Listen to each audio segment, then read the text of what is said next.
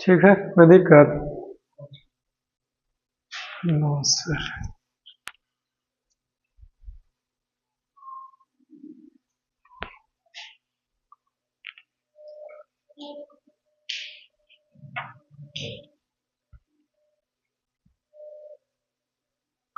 कल हमने types of force जो है वो पढ़ा दिया था, समझे? अगर आप लेक्चर देखे होंगे तो आपको पता होगा, और नहीं भी देखे हो तो 8 क्लास में ही पढ़ना था। और समझा भी दिए थे 5 तरह के फोर्स को। आज सीधे डिफिनीशन लिखा करके फिर बैलेंस्ड फोर्स और अनबैलेंस्ड फोर्स के ऊपर चर्चा करेंगे हम लोग, समझे? ओके।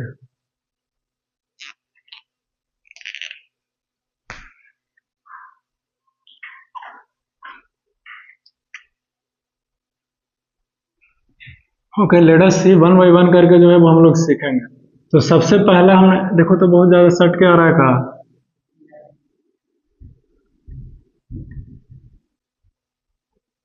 अब तो ठीक ही होगा। तो सबसे पहले मस्कुलर फोर्स, अब ठीक है ना? ओके, मस्कुलर फोर्स तो ये क्या होता है हमने बता दिया है, आज सीधे डिफिनेशन।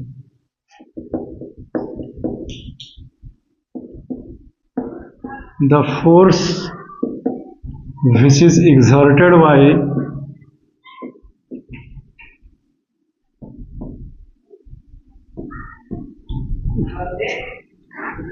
our muscles are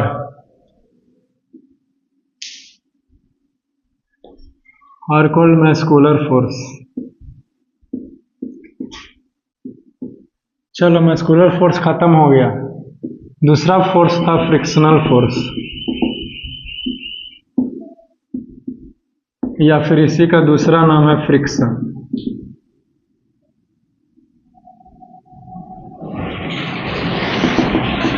तो इसका होता है the force which opposes, OPPO opposes का स्पेलिंग सही है, which opposes the motion of a body are called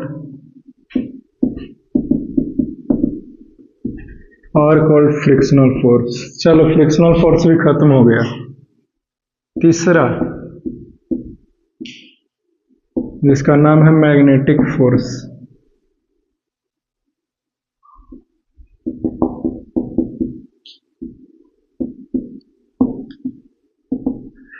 The force which are exerted by a magnet are called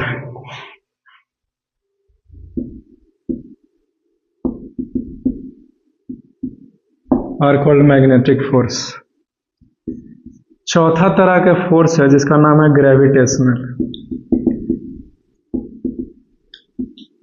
gravitational force.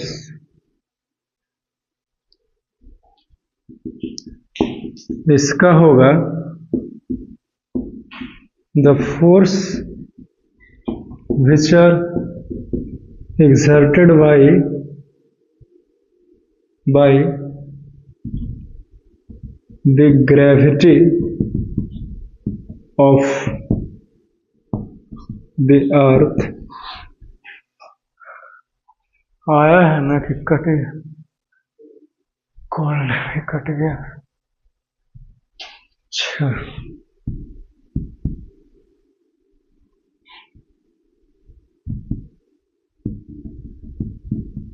अब ठीक है? Okay, very good. Of the अर्थ,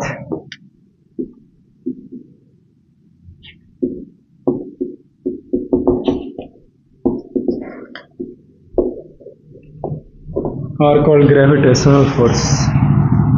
पांचवा है जिसका नाम है इलेक्ट्रोस्टैटिक फोर्स। तो ये क्या होता है, तो ध्यान दीजिए, the force which are exerted by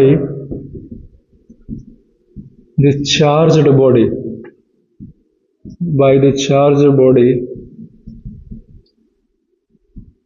are called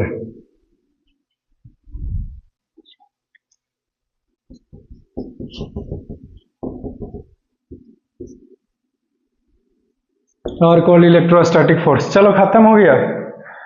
यही 5 तरह के फोर्स पढ़ाए थे और इफेक्ट्स ऑफ फोर्स भी पढ़ाए थे पिछले लेक्चर में। आज समझा दिए थे, आज सिर्फ डिफिनेशन लिखाना था जो हमने खत्म कर दिया लिखा कर। Is it clear? Okay.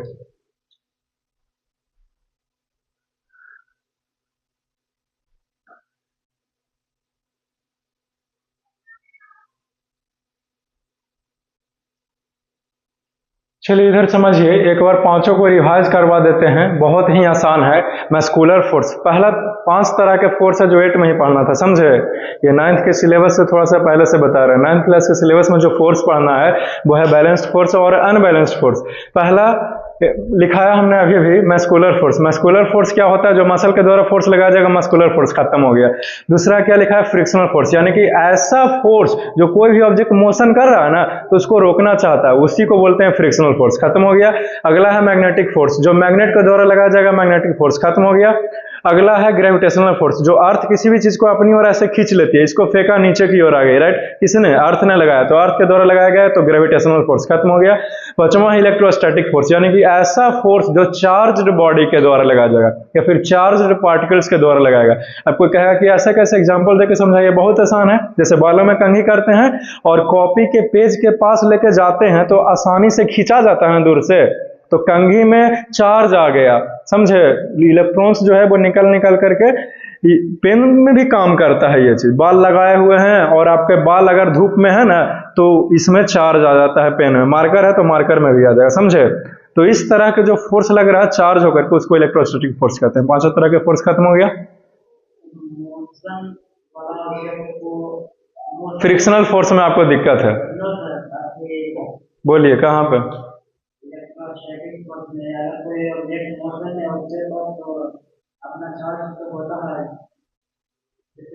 Motion में है।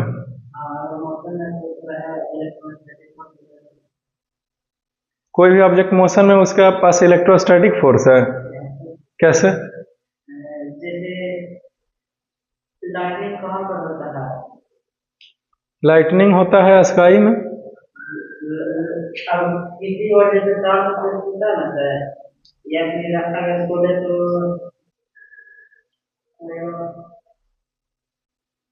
कोई अगर आदमी बाइक चला रहा है, उसका जैसे उसके पास चार्ज आ रहा है, अच्छा, वो लाइटनिंग को ऑब्जर्व करता है, जैसे मतलब लाइटनिंग को अट्रैक्ट करेगा, यही ना कह रहे हो?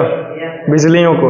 ऐसा इसलिए क्योंकि कोई भी ऑब्जेक्ट जब हिलने लगती है ना तो इलेक्ट्रॉन्स जो है ना वो उसके आसपास एकदम प्रवाहित होने लगता है, समझे? इलेक्ट्रॉन्स का लवर है और वो भी इलेक्ट्रॉन्स है, तो इलेक्ट्रॉन्स क्या है? चार्ज है। चार्ज है मतलब इलेक्ट्रिसिटी है कि नहीं? समझे? तो और वो पहले से इलेक्ट्रिसिटी है, लाइटनिंग बिजली है, वो 10,000 वोल्ट से लेकर के लाखों वोल्ट तक वो हो सकता है पैदा, समझे ना? तो वो इलेक्ट्रिसिटी अपना बिरादरी के पार्टी खोजेगा ना तो देखा कि अरे तेरी के यहीं पे हिल रहा है, यहीं पे इलेक्ट्रॉन्स है, तो अट्रैक्ट हो जाता है, समझे? जैसे पेड़ है, पेड़ के पास नहीं रहना चाहिए, क्यों? क्योंकि पेड़ हिलते रहता है थंडर स्टॉर्म में, समझे? तो हिलते रहेगा पेड़ ना, तो उसके पास इलेक्ट्रॉन्स जो है एकदम पत्ता के चारों तरफ एकदम आ जाता है, समझे? तो वो अट्रैक्ट कर लेगा इलेक्ट्रॉन्स, इलेक्ट्रॉन्स के पास चले जाएंगे, एक जैसा।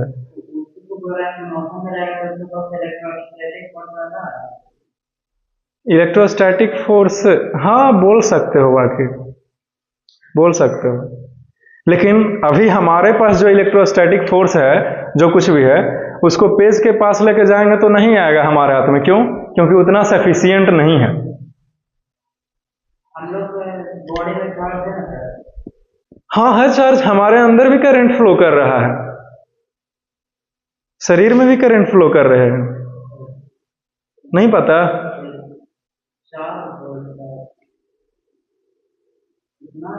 आप क्या पूछना चाहते हैं? आप खुद ही कंफ्यूज हैं। आप कुछ बोलिए, हम समझे खुल के तब ना। आप ये कहना चाहते हैं कि कोई भी वस्तु हिल रहा है, उसके पास इलेक्ट्रोस्टैटिक फोर्स है और वो दूसरे ऑब्जेक्ट को खींच ले? ऐसा थोड़ी होता है, ऐसा नहीं होता है, समझे?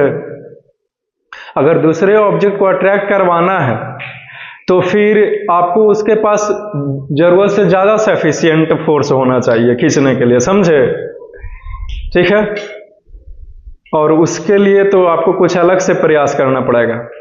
जैसे कंघी तो पहले भी था, ठीक है, चार्ज तो उसके पास है, ये है दुनिया में हर एक ऑब्जेक्ट के पास है जिसके पास इलेक्ट्रॉन प्रोटॉन है, ठीक है ना? लेकिन कुछ ज्यादा चाहिए, पॉजिटिव चार्ज आ जाए या फिर नेगेटिव आ जाए, किसी का मात्रा ज्यादा बढ़ जाए, या तो इलेक्ट्रॉन्स को लूज करेगा तो चार्ज आएगा, या तो इलेक्ट्रॉन्स को गेन करेगा तो चार्ज आएगा, ठीक है? ऐसे ही होता है।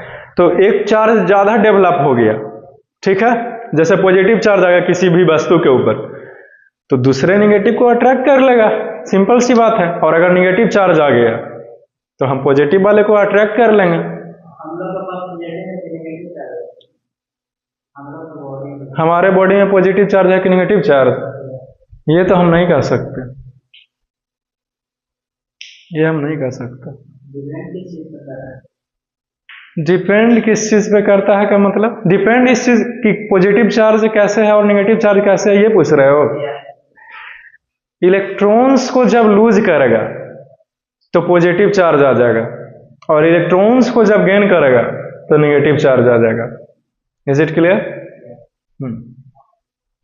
तो अगर हम भी एक बॉडी हैं, अगर हमने भी अपने बॉडी है तो मास है ना इसका कुछ जी, और जितना भी एटम्स है इक्वल नंबर ऑफ प्रोटॉन और इलेक्ट्रॉन होता है, तभी तो एटम्स न्यूट्रल होता है। अगर न्यूट्रल नहीं रहेगा तो दिक्कत ना है, समझे? जब तक उसके साथ छिड़खानी ना किया जाए। लेकिन आपने क्या किया, कॉम को रगड़ दिया इस हेयर से, ठीक है, या फिर सिल्क के क्लॉथ से, ebonite rod rubbed with A woollen cloth, ठीक है, 10th क्लास में भी पढ़ना है, ये इलेक्ट्रिसिटी में एग्जांपल देता हूं मैं सबको, समझे? तो जिसने इलेक्ट्रॉन्स को लूज किया, सपोज दैट यह एक वस्तु है, चलो इससे समझाते हैं। ये एक वस्तु है, ये एक वस्तु है, ठीक है, इसने इलेक्ट्रॉन्स लूज कर दिया है, मतलब इसमें से निकल के इसमें आ गया, समझे? तो इस पे पॉजिटिव चार्ज है, ठीक है, और इसने इलेक्ट्रॉन्स को लिया है, इस क्लॉथ की बातें कर रहा हूं, तो इस पे नेगेटिव चार्ज है। अब ये मत पूछना कि काहे दिया तब है, अरे केमिस्ट्री पढ़ा रहे हैं हम, हैं? ऐसे दांजे वाला काम ना कीजिए, कोई बात, बहुत आसान क्वेश्चन है। जैसे इसने दिया है ना, राइट, तो सपोज दैट हमने आपको दिया, तो आप कर्जा में ना हैं जी, हम कैसे कर्जा में हुए? हम तो और सीना चौड़ा करके चलेंगे आपका बगल से, नहीं कि तुम मेरा पैसा लिए हो, राइट? नहीं, तो आपने इसने लिया है इलेक्ट्रॉन्स को, तो ये कर्जा में है, तो माइनस साइन ट्रिक से बता रहे हैं आपको, समझा रहे हैं। याद रखिएगा, लड़कन जो है वो बहुत ज्यादा कंफ्यूज होता है कि देगा तब प्लस कि लेगा तब प्लस, ऐसे ही सोचते रहता है, और सोचने के बाद भी ऑप्शन सही कि गलत को नहीं कह सकते, समझे ना? तो आपको ट्रिक से बता रहे हैं, इलेक्ट्रॉन्स को दिया, ठीक है, मतलब किसी ने लिया है। तो एक बात बताओ, हम किसी से कुछ लेते हैं तो हम कर्जा ना हो गया हो? आपके पास पैसा हम आपसे ले लें तो हमारे ऊपर कर्जा, तो हम माइनस में ना है जी, तो हमारे पास माइनस वाला चार्ज है, और तुम दिया है हमको पैसे, राइट? तो आप प्लस में रहिएगा, पॉजिटिव में रहिएगा। अब पता चल गया, याद रहेगा हमेशा के लिए, हमेशा के लिए याद रखना है इसको, ट्रिक है ये, समझ गया ना? अब कभी नहीं भूलेगा, ठीक है ना? तो इलेक्ट्रोस्टैटिक फोर्स क्या हुआ, आप एक लाइन में याद रखिए कि जब भी कोई ऑब्जेक्ट चार्ज हो जाता है, समझे? एग्जाम्पल से ही बताया कि बाल में ऐसे करके रब करेंगे ना, अब पेपर के पास लेके जाएंगे तो पेपर को अट्रैक्ट कर लेगा। क्यों? क्योंकि इस मार्कर के पास जो है वो प्लस आया है कि माइनस आया है, हमें नहीं पता, समझे? क्यों? क्योंकि हमने ऐसे से रगड़ न दिया है, हमें कैसे पता चलेगा? यहाँ अंतर्यामी है, तो एक तरह का डिवाइस आता है जिससे पता लगाया जाता है कि ये पॉजिटिव, इस पे प्लस चार्ज आया है कि माइनस चार्ज आया है, समझे? अब पूछेगा कि कैसे पता करें सर? तो बहुत आसान तरीका है, एक डिवाइस उसमें पहले से माइनस करे वाला और प्लस करे वाला रहता है, ठीक है। तो माइनस कर दिए और इसके पास लेके गए तो ये सट गया, तो माइनस है आई सट रहा है मतलब पॉजिटिव है कि नहीं। और अगर दूर जा रहा है तो निगेटिव इस पे है। इस तरीके से पता लगाते हैं, ठीक है। आप ऐसा नहीं बोल सकते रिगार्ड कि इस पे पक्का यहीं आया होगा, समझ गया ना। लेकिन अगर आप कुछ चीजों को याद किए हुए हैं कि कन्वेंशन के थ्रू, है कि नहीं, चार्ज को ट्रांसफर करने का बहुत सारे तरीके हैं, कंडक्शन के थ्रू, है कि नहीं, कन्वेंशन के थ्रू, इंडक्शन के थ्रू, समझे। ये सब कुछ है, 12th में भी पढ़ना है इस चीज के बारे में, इलेक्ट्रोस्टैटिक वाले चैप्टर में, समझे। तो यही सब कुछ होता है। Is it clear? और कुछ? आई होप कि लगभग क्लियर हो ही गया हो, ठीक है ना। तो 10th में जब आप इलेक्ट्रिसिटी पढ़िएगा तो उसमें पूरा मैकेनिज्म को पढ़ना है, समझे ना, कि काहे एकदम चार्ज हो गया, कैसे हो गया, क्यों हो गया, कैसे कैसे होता है, चार्ज को हटाया कैसे जाता है, जिसको एक अलग से टॉपिक का नाम देते हैं इलेक्ट्रिफिकेशन, ठीक है। कार्बन एंड इट्स कंपाउंड अभी 10th वाले का आप देखे थे लिखा होगा, तो वो 10th में चौथा चैप्टर केमिस्ट्री में पढ़ना, समझे। तो उसमें हिस्ट्रीफिकेशन पढ़ना है, और इलेक्ट्रिसिटी वाला फिजिक्स वाला चैप्टर में इलेक्ट्रिफिकेशन पढ़ना है, ठीक है। तो इलेक्ट्रिफिकेशन क्या होता है, तो चार्ज डेवलप करने की प्रक्रिया को इलेक्ट्रिफिकेशन कहते हैं, खत्म हो गया। तो कंघी में हमने बॉल में रगड़ करके जो चार्ज डेवलप किया, तो इसी प्रक्रिया को इलेक्ट्रिफिकेशन कहेंगे, खत्म। क्लियर? ओके, आगे बढ़ जाए। और कुछ? ये फ्रिक्शनल फोर्स समझा? हमको लगा इसमें दिक्कत है कहा। एनीवेज, तो ये भी बहुत आसान है।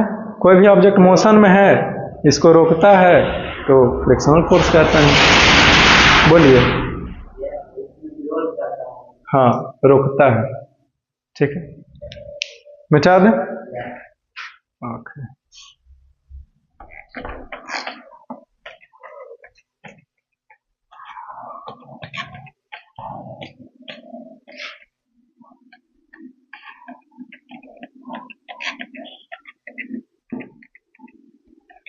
साइंटिस्ट और महान व्यक्ति कोई कैसे बनता है, समझे।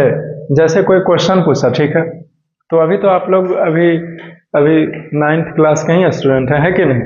तो जैसे कि बहुत सारी चीज़ों का उत्तर आपको मिल जाएगा, ठीक है। लेकिन आप जब सीनियर हो जाइए, ठीक है, जब आप PhD वगैरह ये सब कर लीजिएगा, तो ऐसा चीज़ के ऊपर काम करिएगा कि किसी को पता ही नहीं है, ठीक है, और रिसर्च आप कीजिएगा, और आप कुछ मतलब कि खोज करके रिसर्च में आपने कुछ नया दिया, ठीक है, तो फिर आपका नाम साइंटिस्ट में आता है, ठीक है। तो ऐसे होता है, ऐसे ही साइंटिस्ट बनते हैं लोग।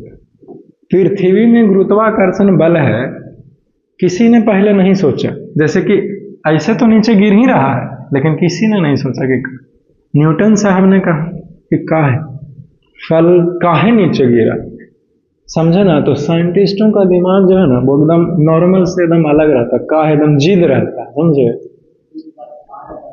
हाँ, खा लेना चाहिए, तो ये नॉर्मल आदमी का ना लक्षण हुआ, है कि नहीं। जो पढ़े लिखे व्यक्ति होता है ना, उसके माइंड में हमेशा कुछ ना कुछ चलते रहेगा, ऊपर से एकदम, डायलॉग नहीं सुना, ऊपर से शांत अंदर से तूफान, वो ऐसे ही काहे हुआ, क्यों हुआ, है कि नहीं।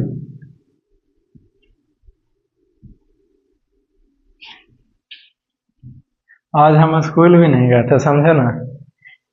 ये बैटरी के जो है ना, वो उसको अथी नट बदलना था, तब अकेले उठा जो दर्द हो गया था यहाँ पे जी, समझा ना। अभी दर्द ही है थोड़ा थोड़ा, लेकिन अभी ठीक है।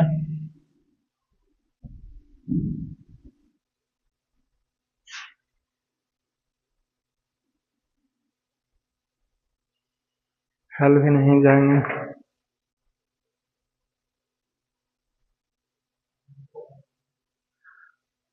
ना कुछ होगा, नया है। तो क्या बोलते हैं, हम नया टॉपिक शुरू करें हम भी था। अभी भी वारंटी में ही है वो, समझे ना। दूसरा बैटरी बदल के देगा अगर कुछ हुआ।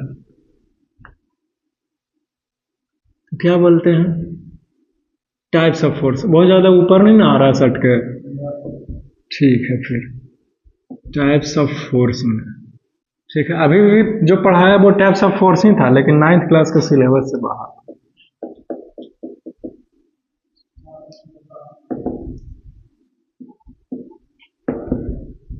Following are the 2 types of force, यानी कि फोर्स जो है वो निम्नलिखित 2 प्रकार के हैं। सबसे पहला का नाम है बैलेंस्ड फोर्स, बैलेंस्ड फोर्स, समझे। दूसरा का नाम है अनबैलेंस्ड फोर्स, अनबैलेंस्ड फोर्स। यही 2 तरह के फोर्सेस है। क्लियर। अब बारी बारी से दोनों फोर्सेस को पढ़ना है कि बैलेंस्ड फोर्स क्या हुआ और अनबैलेंस्ड फोर्स क्या हुआ। ठीक है, अगर ये दोनों नाम आपने लिख लिया हो तो मिटा करके पहला हेडिंग बनाएं, balanced force. Okay,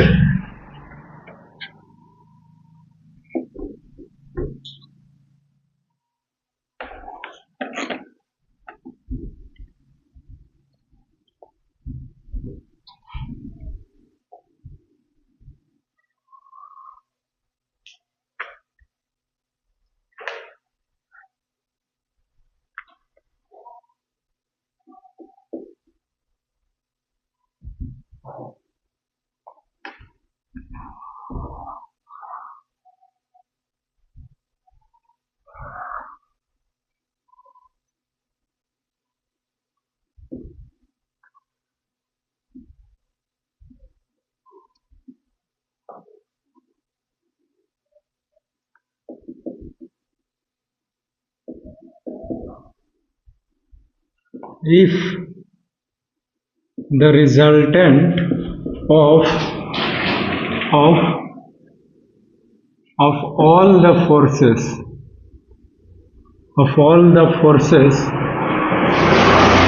acting on a body is zero,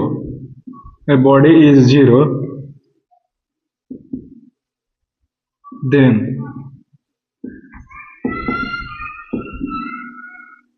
this is called balanced force, or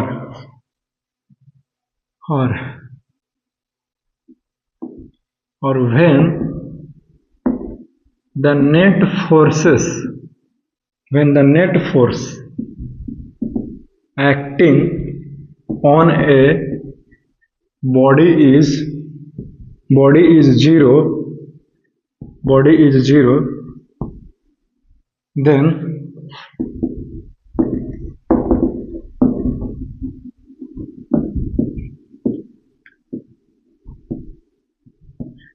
this is called balanced force। चलिए, बैलेंस्ड फोर्स जो है वो समाप्त होता है, खत्म होता है डेफिनेशन। अभी हम लोग जो है वो इसको समझने का प्रयास करते हैं कि एक्चुअली बैलेंस्ड फोर्स है क्या, होता क्या है, इसे किस तरीके से समझा जाए, समझे ना। तो इसे समझना जो है बहुत ही आसान है। हमारे पास मास है, एम है, ठीक है, समझे। इधर से जो है वो एक लड़का आया और इधर से पुश कर दिया, इसका मतलब जानते हैं, उसने फोर्स लगाया। क्या किया? फोर्स लगा, ठीक है। यही नहीं, नीचे जो है इसको फोर्स, एक नीचे की ओर भी फोर्स लगा रहा है, जिसका नाम है ग्रेविटी। क्या नाम है? ग्रेविटी। हर एक चीज के ऊपर फोर्स लगाता है। मैं खड़ा हूं, ग्रेविटी अभी भी फोर्स लगा रही है, तभी तो मैं नीचे हूं, है कि नहीं। एनीवेज, तो बैलेंस्ड फोर्स क्या है?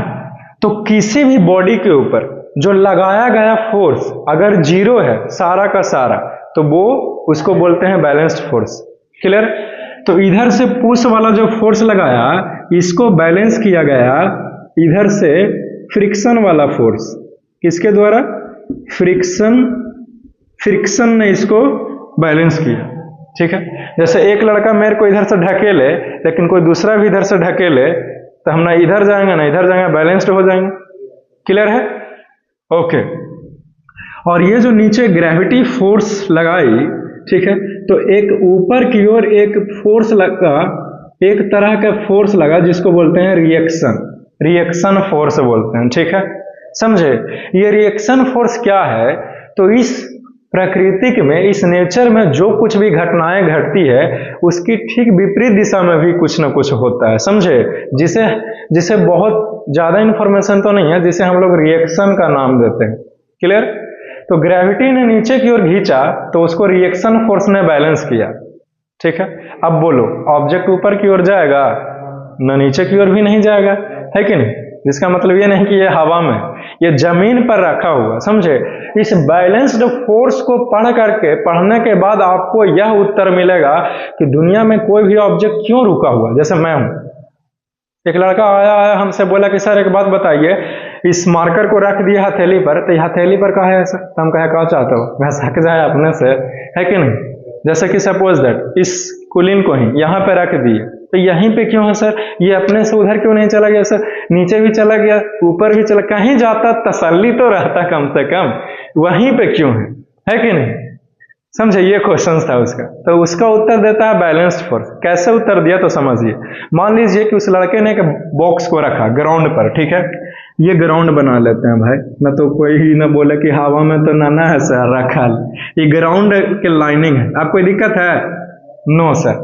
तो ग्राउंड पर इस बक्से को हमने रख दिया, ठीक है, तो नीचे ग्रेविटी काम करेगी, है कि नहीं। तो इस फोर्स को बैलेंस करने के लिए एक रिएक्शन वाला फोर्स लगा, ठीक है। अब बोलो, ये ना नीचे जाएगा ना ऊपर जाएगा, जहां है वहां, ऊपर नीचे तो नहीं ही मूव करेगा क्योंकि बैलेंस्ड हो चुका है फोर्स, समझे। इधर से लड़के ने धक्का दिया, ठीक है, तो इसको ना मूव करे उसके लिए फ्रिक्शन लगा या फिर फ्रिक्शनल फोर्स लगा। क्यों, क्योंकि फ्रिक्शनल फोर्स का ही दूसरा नाम है फ्रिक्शन। तो आप फ्रिक्शन बोले या फिर फ्रिक्शनल फोर्स बोलिए, एक ही बात है कि नहीं। तो इसने बैलेंस किया, तो अब चारों तरफ से नेट फोर्स कहने का मतलब क्या है, नेट फोर्स कहने का मतलब है कि ओवरऑल, ठीक है ना, ओवरऑल यानी कि कुल मिला करके, पूरा मिला करके, तो पूरा मिला करके चारों दिशाओं से इसके ऊपर लगने वाली फोर्स जीरो है। क्या है, जीरो है, ठीक है। तो जब ये जीरो है तब फोर्स बैलेंस्ड स्थिति में है कि नहीं। तो इसीलिए हमने बैलेंस्ड फोर्स कहा। और चूंकि जब बैलेंस्ड फोर्स इस बक्से के ऊपर, बॉक्स के ऊपर काम कर रहा है, तो ये बॉक्स जो है कहीं नहीं हिलेगा, एक ही जगह पर रहेगा, समझ गया ना। ठीक है। तो याद रखने वाली बातें ये है कि जब बैलेंस्ड फोर्स लगता है तो वो ऑब्जेक्ट जो है वो रेस्ट में हो जाएगा। क्या हो जाएगा, रेस्ट में। तो कोई लड़का हमसे पूछेगा कि सर तब मूव नहीं करेगा सर, तो मैं ये भी नहीं कहना चाहता हूं, ठीक है। बात को समझिए पहले कि मैं कहना क्या चाहता हूं। मैं ये कहना चाहता हूं कि पहले से कोई ऑब्जेक्ट अगर रेस्ट में है और अगर उसके ऊपर बैलेंस्ड फोर्स कार्य कर रही है तो वो ऑब्जेक्ट एकदम रेस्ट में रहेगी। कब तक रेस्ट में रहेगी, जब तक उसके ऊपर बैलेंस्ड फोर्स लग रहा है, समझ गया ना। बैलेंस्ड, पहले से बक्सा रखे हुए है रेस्ट स्थिति में और वो कैसे है, उस पर फोर्स लग रहे हैं बैलेंस्ड फोर्स, तो अब वो रेस्ट में ही रहेगा हमेशा के लिए, समझे। लेकिन अगर कोई भी ऑब्जेक्ट, जैसे मार्कर को ऐसे लुढ़का दिए, ठीक है, अभी ये मोशन में आया, अब इसके ऊपर बैलेंस्ड फोर्स काम करेगी, काम करते रहे तो ये हमेशा के लिए मोशन में ही हो जाएगा, समझे। अब पूछेगा कि कैसे सर, है कि नहीं। ऐसा इसलिए क्योंकि बैलेंस्ड फोर्स जो है वो एक ऐसा चीज है ना, एक ऐसा फोर्स है ना जो किसी भी ऑब्जेक्ट का अवस्था को मेंटेन करके रखने में मदद करता है, जो न्यूटन के पहला नियम का भी का नाम है, इनर्शिया, ठीक है, राइट। इनर्शिया क्या है, तो कोई भी ऑब्जेक्ट का, वस्तु का, मास का एक ऐसा गुण है, एक ऐसा प्रॉपर्टी है, एक ऐसा खासियत है जो अपनी अवस्था को मेंटेन करके रखना चाहता है, समझे, क्लियर।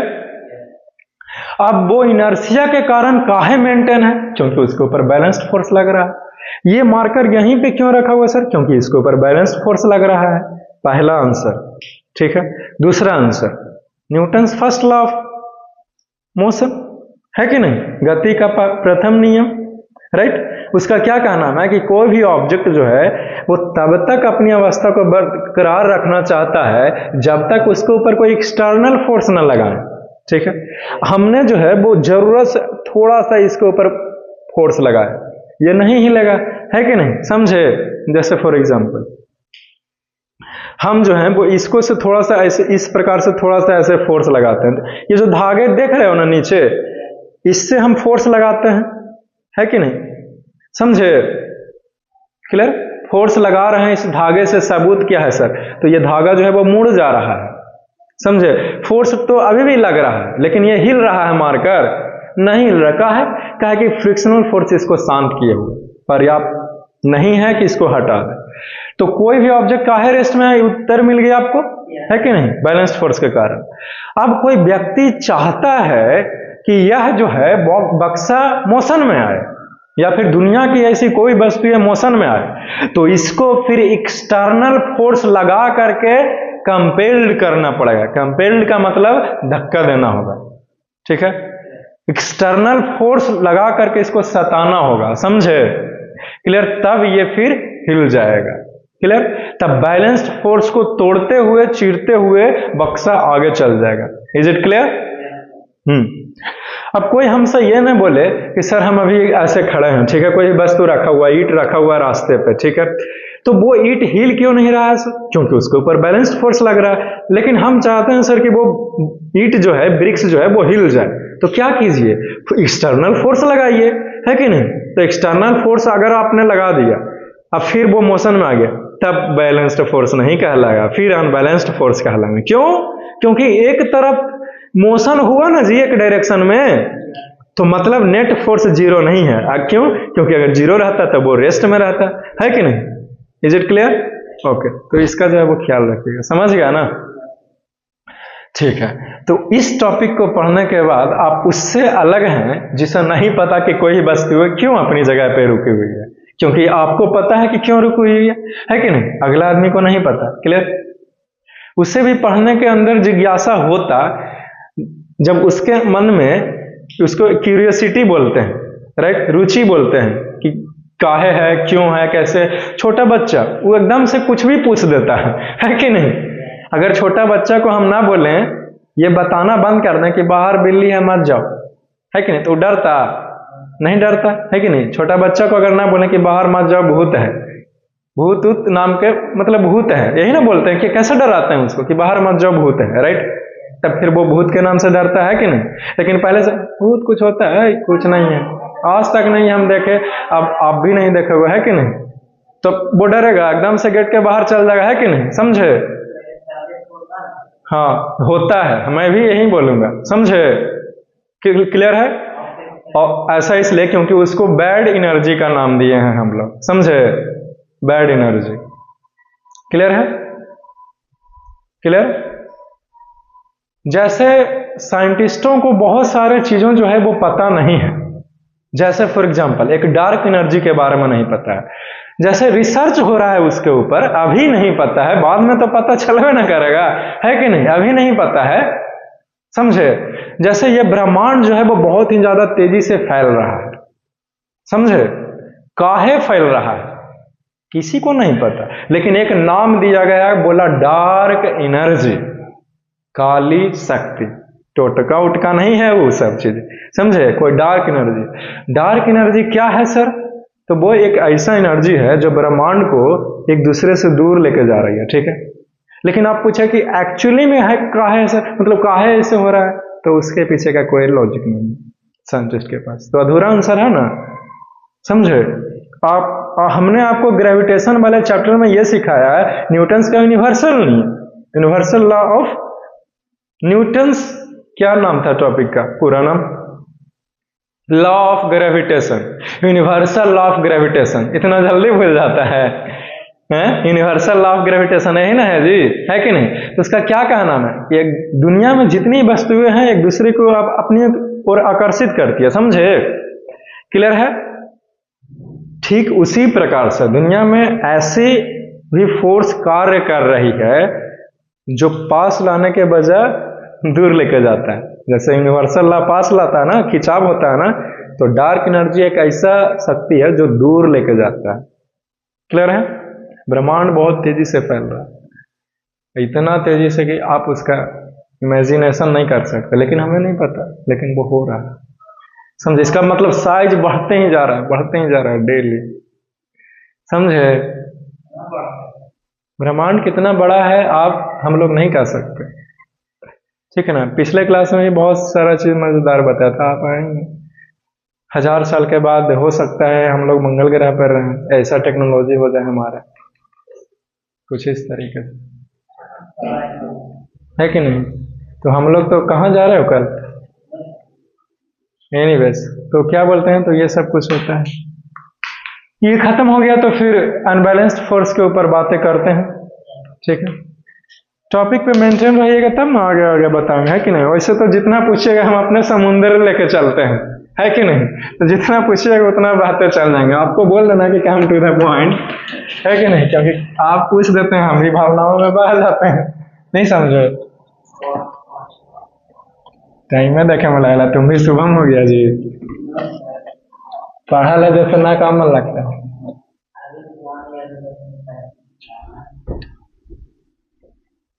इसमें मन क्या, मन तो लगाना पड़ेगा पढ़ाई लिखाई में, है कि नहीं।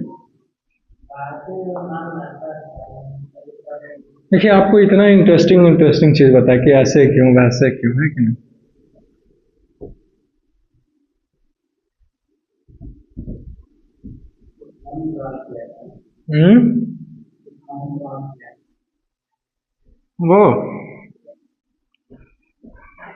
वो तो कोई एक गर्ल्स स्टूडेंट ने बनाकर चले गई ना, अच्छा है, 9th क्लास के थे बाकी। ये मत पूछो, कॉलर पर माइक लगा है, नाम नहीं बता सकता, है कि नहीं। अरे तुम तो मेरे को फंसा रहे हो ना, सर अभी नहीं था, बाद में नहीं। अच्छा है, ठीक है बना। अरे ये कोई और लिख के गया है, पता नहीं कौन है। अच्छा तुम लिखा है, हाँ। अच्छा कोई दिक्कत नहीं, हम मिटारे जाएंगे तो ना बोलिएगा, है कि नहीं।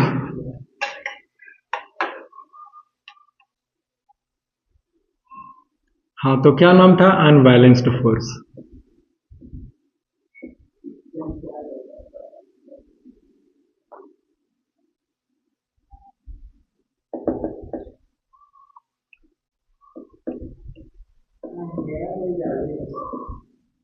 अरे आज मौसम अच्छे नहीं किए हुए हैं।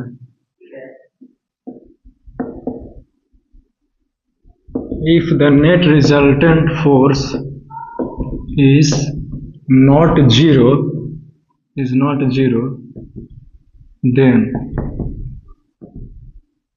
then this आया ना पूरा, then this is called unbalanced force। Clear है, खत्म हो गया। लेकिन जब रिजल्टेंट फोर्स 0 नहीं है तब वो क्या कहलाएगा, अनबैलेंस्ड फोर्स कहलाएगा।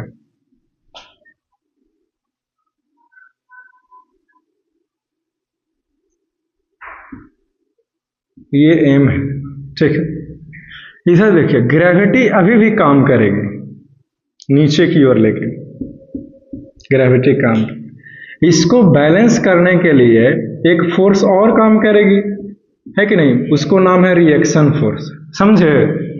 ओके, तो इधर से जो है वो पुश किया गया, यानी कि फोर्स लगाया गया। क्या किया गया, फोर्स।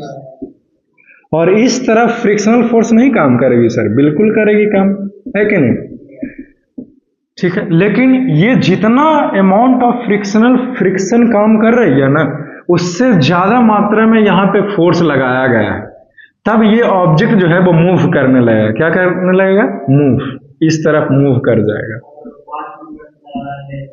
इधर से 5 न्यूटन से कुछ पॉइंट भी ज्यादा रहा तब वही घसा के जाएगा। आगे बोलिए। ठीक है, क्लियर। वाइब्रेशन तो क्रिएट हो सकती है ना, कुछ भी तो होगा, लेकिन वो भी एक तरह का मोशन ही कहलाएगा। Movement of object is called motion. Clear. तो ये मूव कर जाएगी, समझे। और अगर जैसे ही ये मूव की तो ये बैलेंस्ड फोर्स ना कहला करके क्या कहलाएगा, अनबैलेंस्ड फोर्स कहलाएगा। समझे? ठीक है।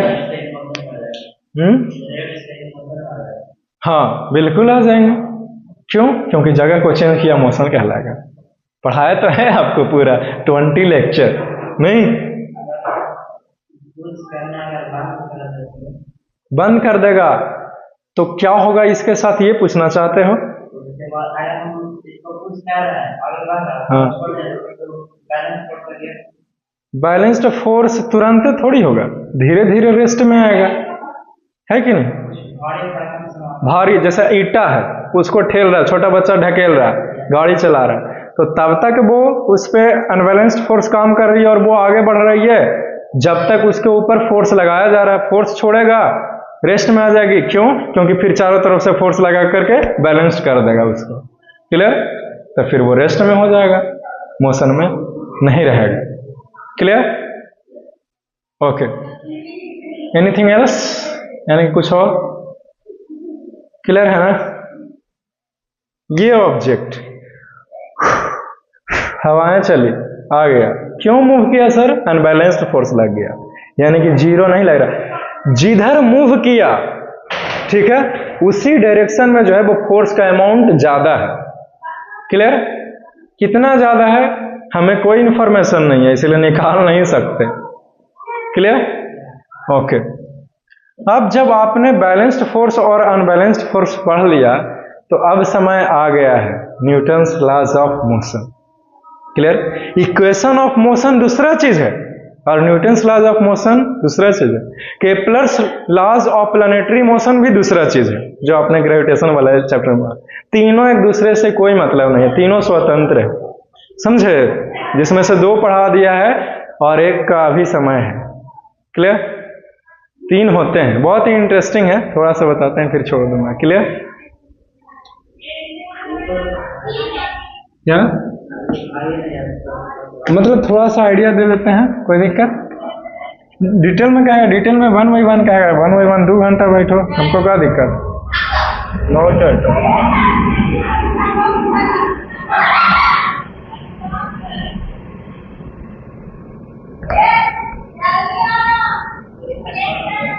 यार अभी बुला रहा है।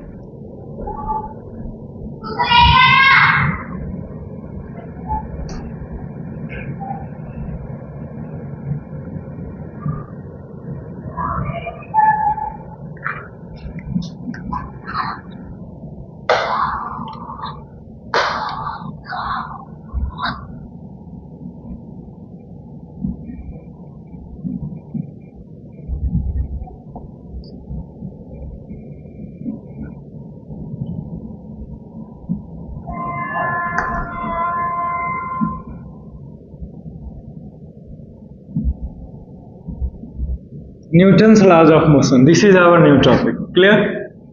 तो ये होता है फ्लोइंग आर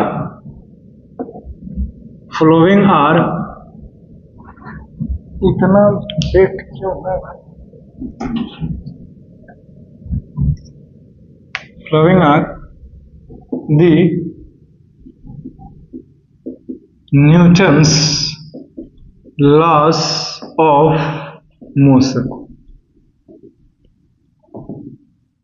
जिसे हमने कहा, पहले को कहा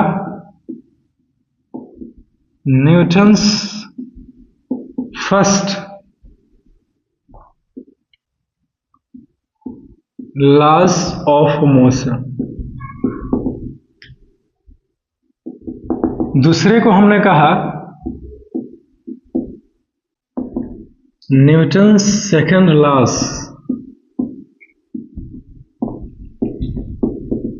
ऑफ मोशन, तीसरे का हमने नाम दिया जिसे हमने कहा Newton's third laws of motion. Clear? ये तीन है, ठीक है। न्यूटन, सर आइजैक न्यूटन, ठीक है, उन्होंने आया और मोशन से रिलेटेड 3 तरह का नियम देके चले गए, ठीक है। इनसे पहले भी बहुत सारे साइंटिस्ट आए, ठीक है। इनके बारे में ये कहा जाता है कि एक हमारे भारत का ही साइंटिस्ट साइंटिस्ट खोज करके अपना एक बड़े से अपना ग्रंथ में रखे हुए था, समझे। उनसे कुछ बातें न्यूटन्स ने जो है वो चुराया। हम नहीं बोल रहे हैं, दस्तावेज बता रहा है, समझे। हो सकता है कुछ लोग इस सच्चाई को सुने तो मेरे ऊपर उंगली उठा सकता है कि नहीं, कहा कि न्यूटन्स ने दिया क्योंकि बचपन से यहीं पढ़ते आ रहे हैं, है कि नहीं। लेकिन आपको वो एक दस्तावेज कोई है बहुत बड़ा आदमी जिन्होंने खुलासा किया था, हम आपको बता रहे हैं कि नहीं। तो कहीं से जो है वो दस्तावेज को चोरी किया और उसने जो है वो मर गया वो आदमी, ठीक है। तो हमने जैसे कि सपोज दैट, तो थोड़ा सा आइडिया लिया इसने, बाकी इसने भी अपना कुछ किया, समझे। ये भी बहुत महान साइंटिस्ट थे न्यूटन्स। एक ऐसे ही बात है हेलीकॉप्टर का, ठीक है। हेलीकॉप्टर जैसे बनाया तो कुछ नाम है, ख्याल नहीं आ रहा है, इंग्लिश टाइप का नाम है, इंग्लिश मैन कोई है इंग्लैंड का, समझे। जिन्होंने जो है, क्या नाम था, हाँ विलियम, ऐसे ही कुछ नाम था। पढ़ना भी है, किताब में भी लगता है इंग्लिश के, राइट। ख्याल तो आ ही रहा है कि नहीं। तो वो नदी के किनारे पहला बना था, समझे। उससे पहले हमारे भारत देश का ही कोई एक बहुत बड़े महर्षि ने, समझे, पद्मश्री ऐसे कुछ नाम था उनका, जिन्होंने जो है वो विमान बनाने के तकरीबन हजारों तरीके का, 1000 तरीके से विमान बना के उड़ाया जा सकता है, वो नियम दे करके मर गए, ठीक है। उन्होंने लिखा। इस विदेशी आदमी ने क्या किया, उनके दस्तावेज को चोरी कर लिया, ठीक है, और अपने नाम पर रजिस्टर करवा लिया, ठीक है। जिसे आज सभी लोग जानता है कि पायलट मतलब क्या बोलते हैं उसको, एरोप्लेन्स, राइट। और जिसके बारे में हम लोग जानते हैं कि एरोप्लेन्स का जो है वो डिस्कवरी इसने किया, समझे। तो वैसे ही यहाँ पे भी थोड़ा बहुत है, लेकिन ज्यादा तो नहीं छेड़खानी करेंगे इनके साथ में। तो न्यूटन्स ने दिया, इनके नाम से रजिस्टर है, तो इन्हीं को हम लोग याद करते हैं कि नहीं। इन्होंने भी बहुत सारा मेहनत किया है अपने लॉस के पीछे, ऐसा बात नहीं है। तो जिसे 3 तरह के नियम दिया गया उसको Newton's first law, second law, third law कहा, ठीक है। आपका नाम रहता तो Ravi first law of motion लिखाता, Ravi second law of motion, Ravi third law of motion, नहीं। दुनिया याद करता है, आज से यही चीज पढ़ते आ रहा है, कई 100 सालों से यही चीज पढ़ते आ रहे हैं, समझे। अंग्रेज के आने के बाद सब कुछ इंग्लिश में हो गया, समझे। तो क्या बोलते हैं, तो आपको एक्सप्लेन कर देता हूं तीनों नियम बारी बारी से, ठीक है ना।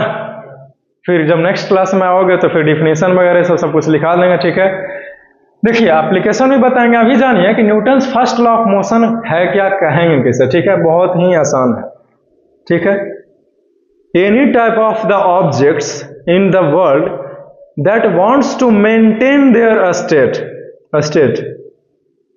This is the Newton's first law of motion. हमने आसान डिफिनेशन बोला। इस दुनिया में ऐसे कोई ही वस्तु है जो है ना इस संसार में, वो अपनी अवस्था को बरकरार करके रखना चाहता है, समझे, क्लियर। और आगे लाइन जोड़ा जाता है कि अनटिल और unless an external force is applied, और कब तक बरकरार करके रखना चाहता है, जब तक इसके ऊपर बाहर से ना कोई फोर्स लगाया जाए, बाहर से ना कोई फोर्स लगाया जाए, समझे, क्लियर है, ठीक है। Any type of the objects who is in the motion that wants to be stay in motion, and any type of the object who is in the rest position that wants to be stay in rest position until or unless it is compelled by an external force, clear।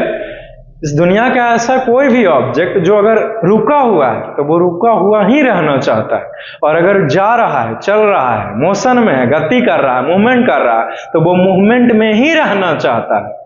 काहे रहना चाहता है, तो एक term जोड़ा गया, कहा inertia, समझे। एक गैलीलियो नाम का साइंटिस्ट आया न्यूटन से पहले, ठीक है, जिन्होंने क्या बताया कि कोई भी वस्तु है उसमें एक ऐसा खासियत होता है जो अपनी अवस्था को बरकरार करके रखना चाहता है, समझे, जिसका नाम न्यूटन्स ने दिया इनर्शिया। ग्रेविटेशन वाले चैप्टर में पढ़ा है ना कि एक गैलीलियो ने जो है वो खोज करके चले गए, लेकिन उसको प्रूफ किया किसने, रॉबर्ट बॉयल ने।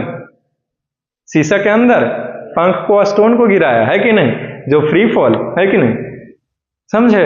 तो न्यूटन्स ने कहा इनर्शिया, उसका नाम दिया, समझे। तो इनर्शिया क्या है वो हमने बता चुका है आपका, है कि नहीं, आप जानते हो, राइट, क्लियर है। तो कोई भी ऑब्जेक्ट जो है वो अपनी अवस्था को कब तक मेंटेन करके रखना चाहता है, जब तक कि बाहर से जो है वो एक्सटर्नल फोर्स न लगाया जाए। इसलिए तो हमने आपको पहले लेक्चर में बताया था फोर्स का डिफिनेशन कि फोर्स क्या है। तो फोर्स एक ऐसा एक्सटर्नल एजेंट है, force is that external agent which changes और try to changes the current state of an object is called force.